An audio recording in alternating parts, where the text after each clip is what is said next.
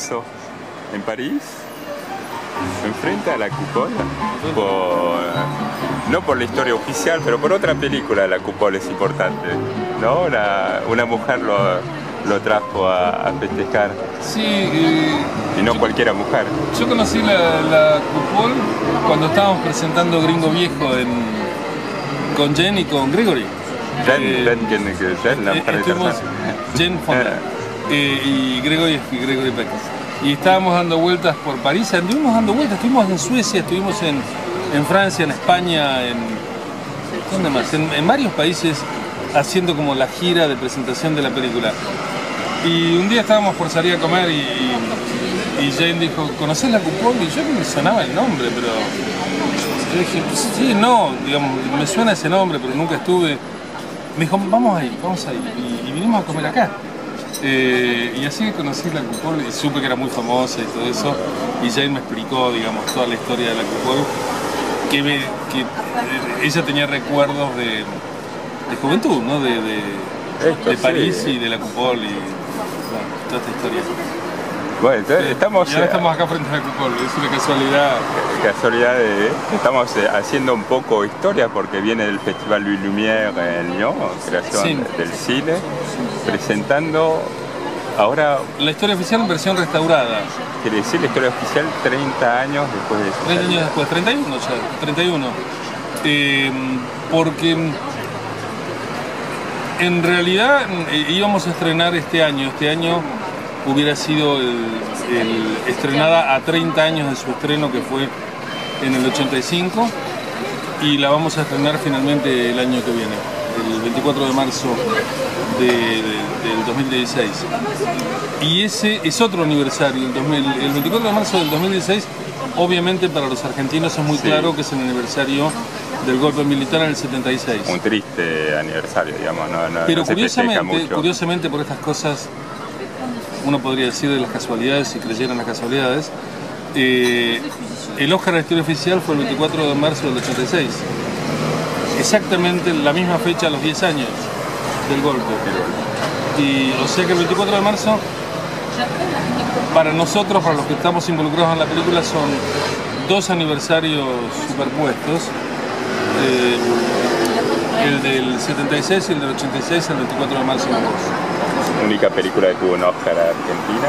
No, sí, no hubo otra. Hubo otra después, que hace poco, El secreto de sus ojos, de Campanella. Es verdad, sí, hace la primera película. Pocos años. La primera fue la historia latinoamericana y la segunda latinoamericana fue la de Juan Campanella, El secreto de sus ojos. Todavía no hay ninguna otra de Latinoamérica. Y en sí, la historia oficial, me gustaría que entremos tal vez en la pequeña historia de la historia oficial. Actualmente las madres de las abuelas de Plaza de Mayo están festejando 117 nietos recuperados. Las abuelas. Las abuelas. Las abuelas. Y el 114 fue el nieto de Estela. Estela de Carlotto. El nieto 114 recuperado. Y cuando empezamos con la historia... se escribió prácticamente a la caída del régimen militar, no, o antes.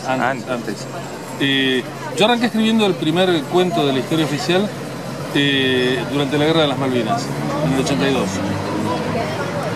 Y la primera historia era una abuela que buscaba a su nieta. Y después de 2-3 meses, en el 82, buscando esa historia, un día se me ocurrió dar vuelta al punto de vista y contar la historia que después se llamó la historia oficial. En ese momento no tenía nombre todavía, desde el punto de vista de la madre apropiadora de Alicia, profesora de historia, que después fue Alicia, interpretado por Norma Leandro. Y a comienzos del 83 empezamos a escribir con Aida Bornik, y en la película, si la ves el lunes, vas a ver que es el primer día de clases. Cuando empieza la película se canta el himno, ahora si querés te cuento por qué. Y en el cuaderno de profesoras, en el cuaderno de bitácora de la clase, Norma Alicia escribe marzo de 1983. Que es cuando empiezan las clases en Argentina, el mes que empiezan las clases. Y en marzo de 1983 nosotros estábamos escribiendo el guión. O O sea que estábamos escribiendo en un presente absoluto.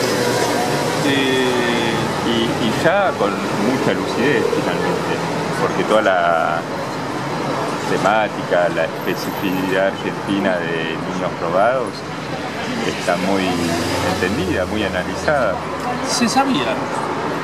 Hay quien dice que no se sabía y es mentira, se sabía. Se sabía que había desaparecidos, se sabía que había 30.000 desaparecidos, se sabía todas las bestialidades y crueldades de esos años terribles que arrancan en marzo del 76. En el 83 se sabían perfectamente, en años anteriores también, en la época de aquel Mundial de Fútbol. Yo después produje otra película hace poco, hace 3 o 4 años, que trata sobre la contraofensiva, que es en el 79, un año después al año siguiente del Mundial de Fútbol. Y se sabía todo lo que pasaba. Y en cuanto al tema de las criaturas, de los bebés desaparecidos y de los chiquitos apropiados cuando mataban a sus padres o cuando apresaban a sus padres, lo que no se sabía era el procedimiento, no se sabía cómo ocurrían estos secuestros y cómo esos niños iban a parar a alguna familia que le cambiaba la identidad y se los quedaba, digamos. Eso es lo que no se sabía exactamente en cuanto al procedimiento, pero que eso ocurría sí se sabía, digamos, no era algo que imaginamos. Lo que sí de alguna manera imaginamos y investigamos y dedujimos fue cómo podían ser los procedimientos, y a veces acertamos y a veces nos equivocamos en el guión, pero en ese momento fuimos a ver a las abuelas con Aida para pedirles información, les mostramos el guión que estábamos escribiendo, les contamos, y las abuelas tampoco sabían tanto. En ese momento las abuelas acabas de dar la cifra de los 117 identidades restituidas. Sobre 500 estimadas. ¿Qué se estima? Sí, 400, 500. En ese momento las abuelas habían restituido 3 identidades. Niños en Chile, creo. No, 3 en Argentina. Te estoy hablando del 83, de cuando estábamos escribiendo el guión. El número que yo supe en ese momento era 3. Y ni siquiera te podría decir quiénes eran esos 3. Y se fueron sumando el cuarto, el quinto y así hasta que el nieto de Estela, que ya estaba en aquel momento, era el mismo grupo de abuelas, porque por supuesto las abuelas son las mismas aquellas y estas son las abuelas que durante 30 años trabajaron para restituir las identidades de los nietos desaparecidos, fueron siempre las mismas. Y bueno, el nieto de Estela fue el 114 en sí. Después hubo la película y hubo también la justicia que llegó. Y la justicia, hace poco entrevistamos a Estela de Carlotto, durante mucho tiempo tomó un poco, como fue el caso del personaje Norma Leandra, Alicia, la madre como una víctima suplementaria del proceso. Sí, en algunos casos con muchísima injusticia, porque las madres y los padres sabían exactamente lo que estaban haciendo. Hay de todo, y por eso en la historia oficial no quisimos dar un final, digamos, dejamos un final completamente abierto, porque nos parecía que nosotros como guionistas y como autores, y yo como director, no podíamos dar un caso típico como diciendo esta historia cierra de esta manera. Estas historias no cerraban de ninguna manera, y muchísimo menos hace 30 años no han cerrado todavía. Y hay muchísimos casos muy diferentes, inclusive la relación de las familias biológicas con las familias apropiadoras. Se han dado casos muy distintos a lo largo de estos 30 años y de los más de 100 casos que han ocurrido, donde se han encontrado, a veces sí, a veces no, digamos, las familias biológicas con las familias apropiadoras. Empezamos bajo la dictadura a escribir una historia a tiempo real, a fabricar la historia y además eligiendo ese título que significa historia oficial. Y finalmente la película es muy buena, queda como una historia oficial argentina. No, la historia oficial es un título cínico en realidad, en el sentido que habla de lo que nos quieren hacer creer como la historia oficial. Tanto la historia en español, obviamente, lo que lo voy a explicar, nosotros con la palabra historia podemos aludir a la gran historia y a la pequeña historia, ¿no? Te digo esto porque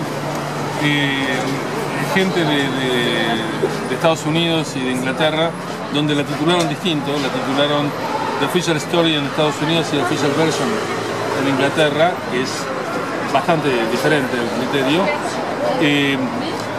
Me pidieron explicaciones sobre cómo se podía entender en español o cómo se podía entender en francés, digamos, donde historia o histoire puede aludir a las dos historias, ¿no?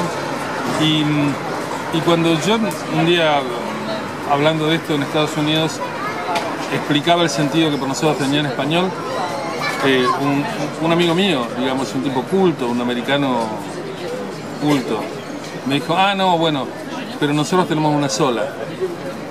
Y yo dije, ¿cómo tiene una sola? No, porque acá tenemos libertad de prensa, me dijo. Y me lo dijo en serio, digamos, los americanos, estoy hablando de un americano realmente culto, pensaban eso en ese momento. No creo que 20 años después sigan pensándolo, ¿no? No creo que sigan siendo tan inocentes para creer que no tienen una historia oficial y una historia real. Está empezando a llamarse en Argentina el golpe cívico-militar o el genocidio cívico-militar.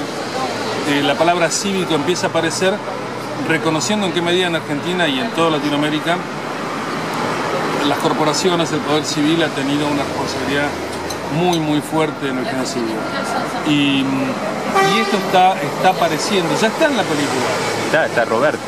Claro, en la película está presente. El marido. En la película están presentes los empresarios y en la película está presente la iglesia. Y no está presente porque nosotros imagináramos. Está presente porque estaba presente, porque era evidente, porque era claro, digamos.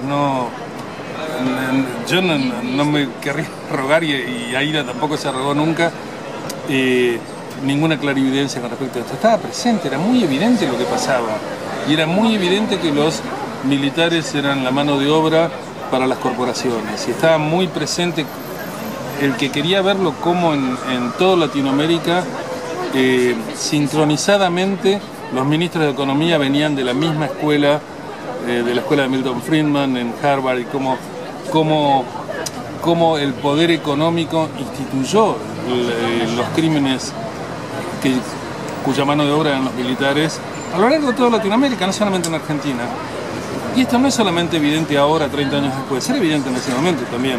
Digamos, cómo era paralela, digamos, una escuela económica con la escuela de las Américas criando militares para que supieran cómo capturar, matar y torturar. Bueno, lo que es evidente es estar hablando de esto tranquilamente hoy en París. Lo que me gustaría saber si era tan evidente escribir esa historia en un momento dado que todavía era peligroso y donde el silencio existía en la sociedad argentina. Lo escribimos. Digo, ¿cómo se consiguió el financiamiento? ¿Fue fácil? ¿Cómo fue un poco...? Bueno, no hubiera sido fácil. Te cuento, el financiamiento salió todo de nuestra empresa de publicidad, digo nuestra, mía, con un grupo de amigos que son todos los que hicimos la película.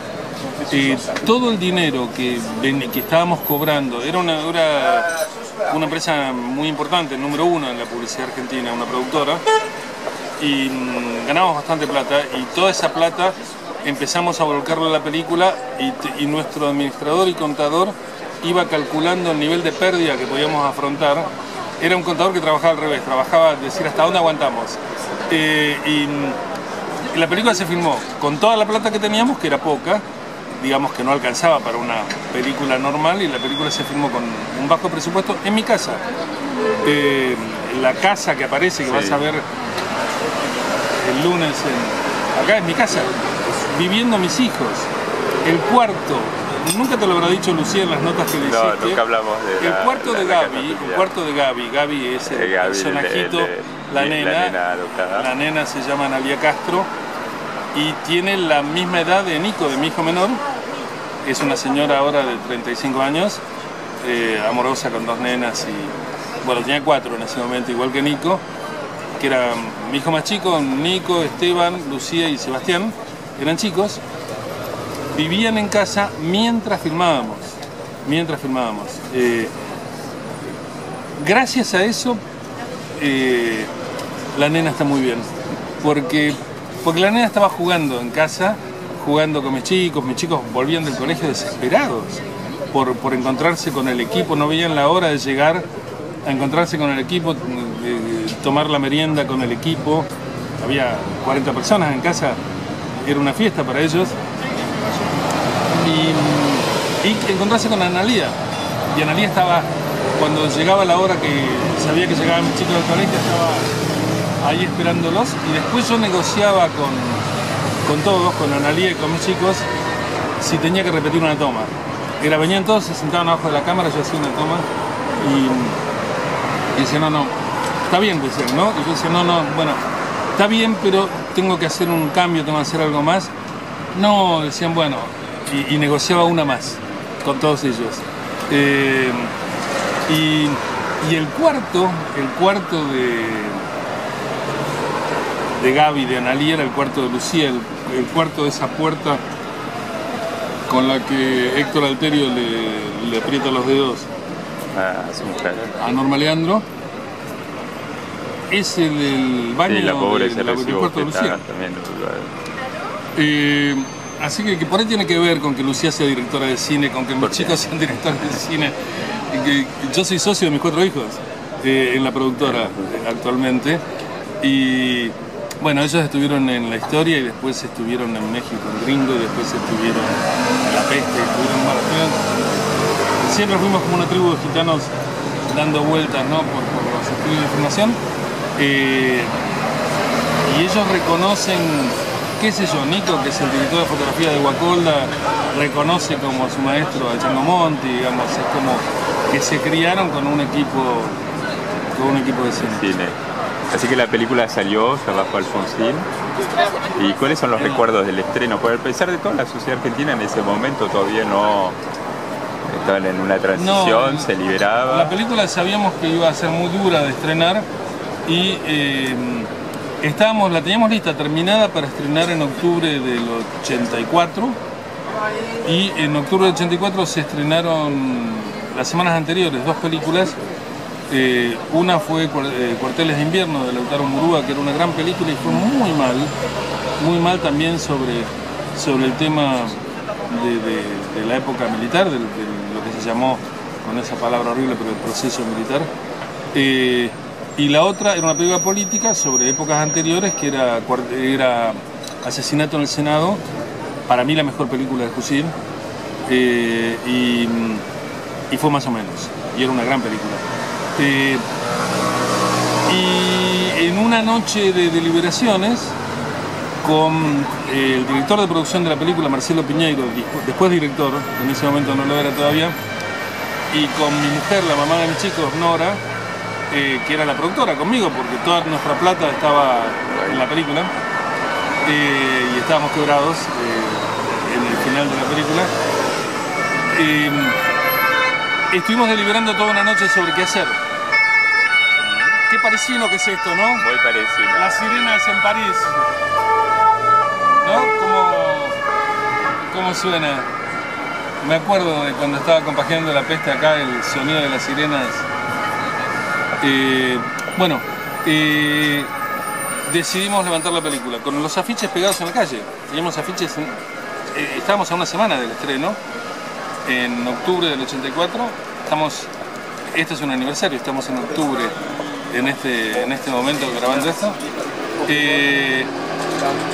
Y a la mañana, 8 y media de la mañana, me tocó a mí llamarlo a Raveno Saragusti, llamado el zar. Saragusti era el zar un gran tipo, muy duro, y era como el zar de la exhibición en la Argentina. Era el que manejaba toda la exhibición en Argentina, todos los circuitos, el más importante al menos. y un tipo muy firme, muy duro, que metía miedo, ¿no?, de llamarlo. Y yo lo llamé y le dije, Rabeno, decidimos levantar el estreno de la historia. Me dijo, ¿por qué? Y le dije, porque nos va a ir como el culo. Y me dijo, tienes razón. No me dio ninguna esperanza de que eso no fuera, que nuestro diagnóstico no fuera cierto. Y le dije, ¿usted piensa lo mismo? Sí. No es momento para estrenar esta película. ¿Cuándo la quiere estrenar? Me dijo. Yo, que tenía que sacar una fecha de la galera inmediatamente. En ese momento le dije, Semana Santa del año que viene. Simplemente porque Semana Santa siempre fue una buena fecha para estrenar películas. Me dijo, ok, lo anoto. Y así quedó. Y cuando se estrenó fue más o menos bien, digamos. No fue mal, pero no fue bien, digamos. Cuando llegamos, se estrenó en abril, cuando llegamos a Cannes, en mayo del 85. No existían los celulares. Cuando cantaron el premio de Norma, yo salí rajando de la sala y me fui a la Croisette a buscar un teléfono público para llamarlo a Saragusti de nuevo y decirle, aguántenos la película que acaba de ganar un premio Norma y va a repuntar. Estaba en un solo cine en ese momento. Y nos la guardó y efectivamente la película, ganamos 2 premios ahí, el de Norma, que fue el más y la selección glamoroso. También. No, también ganamos el premio de las iglesias, el premio de los SIC. Y ese premio fue importante para taparle la boca a la derecha en Argentina. Porque había muchos periodistas jodidos, sí había, digamos, algunos son los mismos, pero vino muy bien que la película ganara el premio de los SIC. Porque el premio de Norma, bueno, el premio de la actriz era glamoroso, Norma estuvo en televisión, ayudó a que hubiera gente que quisiera ir al cine, pero el premio de los SIC marcó un punto ideológico interesante con respecto a la película y nos sirvió mucho. Estas casualidades en el cine ocurren. Por ejemplo, nosotros puteamos mucho cuando le dieron el premio a Norma porque se le dieron ex aequo con Cher. Se le dieron compartido y nosotros creíamos, yo sigo creyendo, que ni de casualidad Cher estaba a la altura de Norma para tener compartido el premio de mejor actriz. Y entonces estábamos mordiéndonos, yo igual me fui a hablar por teléfono y todo eso, pero con un gusto medio amargo porque no nos parecía que ese premio tuviera que estar compartido.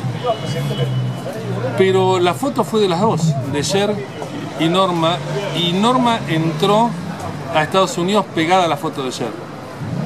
Y Cher era muy popular en Estados Unidos, obviamente.